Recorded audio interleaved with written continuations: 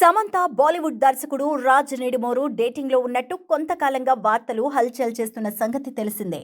అయితే ఆ వార్తలకు మరింత ప్రాధాన్యత చేకూర్చేలా రాజ్తో వెకేషన్లో దిగిన ఫోటోస్ను సమంత షేర్ చేశారు. ఆ ఫోటోలు వైరల్గా మారగా రాజ్ సతీమణి శ్యామాలి తాజాగా ఇన్స్టా స్టోరీస్ వేదికగా ఆసక్తికరమైన సందేశాన్ని పంచుకున్నారు. వివిధ మతాల సారాంశం ఈ పోస్టులో పొందుపరిచి ఉంది. మతమేదైనా మన చర్యలతో ఇతరులను బాధించొద్దు అనేదే చెబుతోంది. అదే మనం జీవితంలో పాటించాల్సిన గొప్ప నియమం అంటూ అందులోని సారాంశంగా కనిపిస్తోంది. శ్యామ్ రాజ్ ఫోటోలు వైరల్గా మారిన వేళ శ్యామలి పెట్టిన ఈ పోస్ట్ చర్చకు దారితీస్తోంది.